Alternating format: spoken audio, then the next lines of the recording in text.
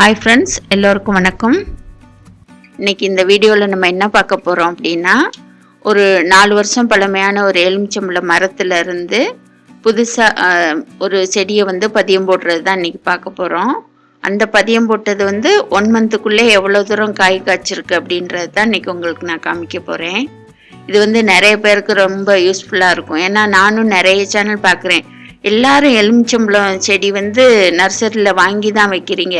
இது தெரிஞ்சிட்டிங்கன்னா ஈஸியாக நீங்களே ஒரு மரத்துலேருந்து எவ்வளோ வேணாலும் பதியம் போடலாம். நான் இது வரைக்கும் அந்த மரத்துலேருந்து ஒரு 15 பேருக்கு பதியம் போட்டு கொடுத்துருக்கேன். எல்லாருக்குமே நல்லா வந்துருச்சு. அதுதான் நான் இன்னைக்கு உங்களோட ஷேர் பண்ண போகிறேன். இது விதை போட்டு வச்ச மரம் தான். இது ஒரு 4 வருஷம் முன்னாடி. அது ஒரு சின்ன கொஞ்சம் ஒரு அடி மண் தர தான் இருக்கும். அதில் அந்த சந்தில் தான் வச்சுருக்கேன். வச்சு இதை இப்போ நான் 2வது மாடிக்கு கொண்டு போயிட்டேன். அந்த செடியை வளர்த்து அந்த அளவுக்கு சின்ன சின்ன கிளை வந்ததெல்லாம் கட் பண்ணி விட்டுட்டு ஹைட்டை மட்டும் மேலே கொண்டு போயிட்டேன். ஏன்னா வெயில் படுற மாதிரி இருக்கும்னா மாடிக்கு போனால் தான் காய் வரும்னு சொல்லிட்டு அந்த மாதிரி இதை நேராக மாடிக்கு வளர்த்து கொண்டு போயிட்டேன். இப்போ ஃபஸ்ட் ஃப்ளோர் பால்கனியில் தான் இந்த காய்ச்சி தொங்கிட்டு இருக்கு நீங்கள் பார்க்குறீங்க. இது ஏற்கனவே கூட ஒரு வீடியோவில் சொல்லியிருப்பேன். எங்கள் அக்காக்கிட்ட நான் விதை போட்டு இந்த கண்டு உருவாக்கும் போதே சொன்னேன், பால்கனிலேருந்து பறிக்கிற மாதிரி இதை பண்ணணும், மாடியிலேருந்து தான் காய் பறிக்கணும் அப்படின்னு சொல்லிட்டு. ஏன்னா கிட்டத்தட்ட ஒரு 1 அடி 2 அடி தான் இருக்கும் அந்த சந்து. காயுமே நல்லா நான் நிறைய உரம்லாம் கொடுக்கறதுனால நல்ல பெருசாக வரும். அது குட்டியாக எலுமிச்சம்பழமா இல்லாமல் சில காயெல்லாம் சாத்துக்குடி அளவுக்கெல்லாம் பெருசாக காய்க்கும். அது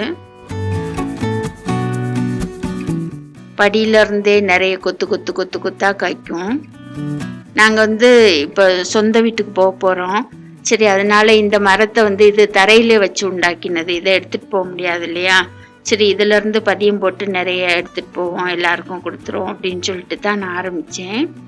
இப்போ நாங்கள் கொண்டு புது வீட்லேயும் வச்சுட்டோம். அதையும் காமிக்கிறேன். இப்போ பதியம் போடுறது எப்படின்னு பார்க்கலாம். அதுக்கு முன்னாடி நம்ம சேனலை இப்போ தான் புதுசாக பார்க்குறீங்க அப்படின்னா சப்ஸ்கிரைப் பண்ணிடுங்க.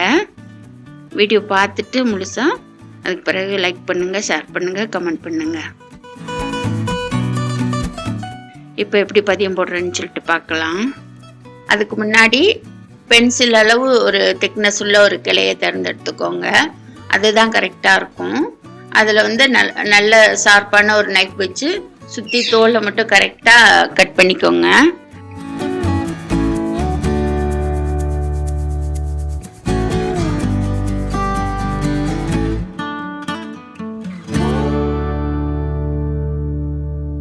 கட் பண்ணிட்டு ஆலோவேரா ஜெல் இருக்குல்ல, கற்றாழை, அந்த ஜெல்லை தடவிடுங்க. அது நல்ல ரூட்டிங் ஹார்மோனாகவும் செயல்படும். இதில் நம்ம கட் பண்ண இடத்துல எதுவும் ஃபங்கஸ் வராமலும் அது பாதுகாக்கும்.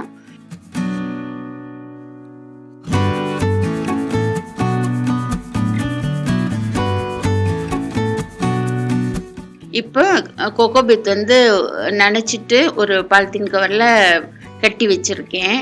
அதை இதுக்குள்ள ஒரு சின்ன கீரல் போட்டு நுழைச்சி டைட்டாக கட்டிடணும் அதில். ஏன்னா அதில் தான் நமக்கு இப்போ வேர் விடும். இது காற்று போகாத அளவுக்கு நல்ல இந்த ஈரமே போதும். அதை வேர் விடுறதுக்கு கரெக்டாக ஒரு 1 மந்த் இருக்கணும். 30 டேஸில் வேர் வந்துடும். இது காற்று போகாத அளவுக்கு நல்லா டைட்டாக கட்டிக்கிறணும். இந்த இப்போ கட்டி வச்சுட்டேன். அதுக்கு பிறகு 1 மாதம் கழிச்சு எப்படி இருக்குன்னு சொல்லிட்டு காமிக்கிறேன் உங்களுக்கு.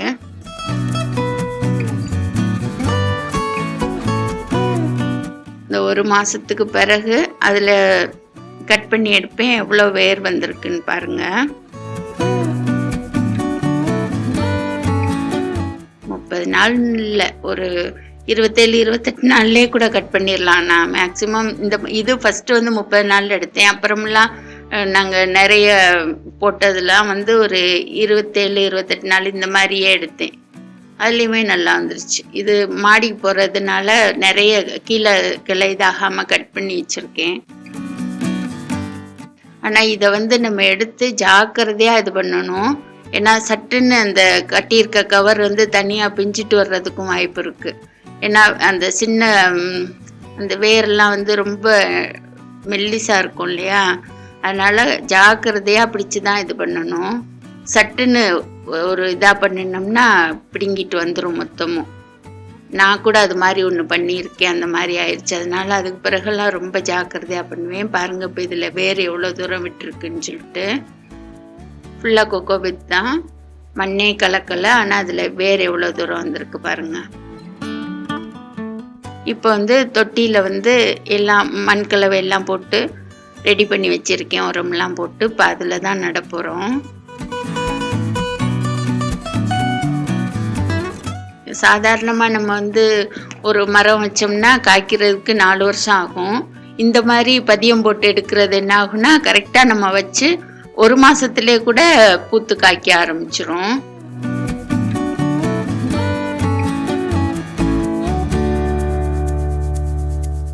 இது இப்போ பழைய வீடு நாங்கள் இருக்குது. இது நான் வச்சதுக்கு பிறகு நிறைய பூ விட்டு காய் வந்துச்சு. அந்த பூ விட்டதெல்லாம் நான் வீடியோ எடுக்க முடியல, நிறைய புது வீட்டுக்கு வேலை. இப்போ அந்த செடி காய்ச்சிருக்கதான் நான் உங்களுக்கு காமிக்கிறேன். இந்த மாதிரி நிறைய பதியம் போட்டேன். நான் அதான் சொன்னேன்ல, ஒரு 15 இதுக்கிட்ட போட்டேன்னு சொல்லிட்டு நிறைய பேருக்கு எல்லாருக்கும் ஒன்று ஒன்று கொடுத்துட்டு வந்தேன். இப்போ பாருங்க இந்த செடியை. இதில் பூவோ காயோ எதுவுமே கிடையாது. சாதாரண ஒரு சின்ன கிளை தான் நான் எடுத்து இப்போ இதில் பதியம் போட்டு நட்டிருக்கேன்.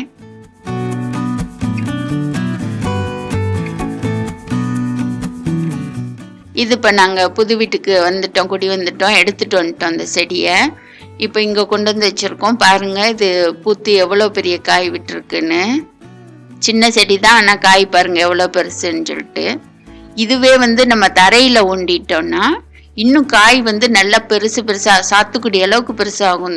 இது அப்படி நம்ம பண்ணலாம். சின்ன தொட்டி தான் இது, அதனால இதுக்கேற்ற அளவுக்கு காய் வந்திருக்கு. நம்ம தரையில் ஊண்டிட்டோம்னா இன்னும் காய்களும் நிறைய வரும், பெருசாகவும் வரும். அந்த மாதிரி பண்ணலாம். இப்போ எங்கள் வீட்டுக்கு யாராவது புதுசாக வந்தாங்கன்னா இதை பார்த்துட்டு இது ஹைப்ரிட்டா அப்படின்னு கேட்பாங்க. இது கிடையவே கிடையாது. இது நான் இந்த மாதிரி மரத்துலேருந்து ஏர் லேயரிங் மூலம் பதியம் போட்டது தான் இது. இந்த மாதிரி நீங்களும் பண்ணி பாருங்கள். உங்கள் வீட்டில் உங்ககிட்டயோ அல்லது யார்கிட்டையோ பெரிய மரம் இந்த மாதிரி பக்கத்தில் இருந்துச்சுன்னா ஒரு சின்ன கிளை நான் இந்த மாதிரி பதியம் போட்டுக்கிறேன்னு சொன்னால் கண்டிப்பாக சரின்னு தான் சொல்லுவாங்க. அந்த மாதிரி போட்டு பாருங்கள். ஒரு 30 நாளில் அதுலேருந்து ஒரு தனியாக ஒரு நல்ல செடியை உருவாக்கலாம். நீங்கள் போய் நர்சரியில் எல்லாம் வாங்கிட்டு இருக்க வேண்டாம். இது ரொம்ப யூஸ்ஃபுல்லாக இருக்கும்னு நினைக்கிறேன் உங்களுக்கு. இந்த வீடியோ உங்களுக்கு பிடிச்சிருந்தா லைக் பண்ணுங்கள். கருத்துக்கள் ஏதாவது இருந்தால் கமெண்ட் பண்ணுங்கள். நம்ம சேனலை புதுசாக பார்க்குறீங்களா இருந்தால் மறக்காமல் சப்ஸ்கிரைப் பண்ணிடுங்க. தேங்க்யூ.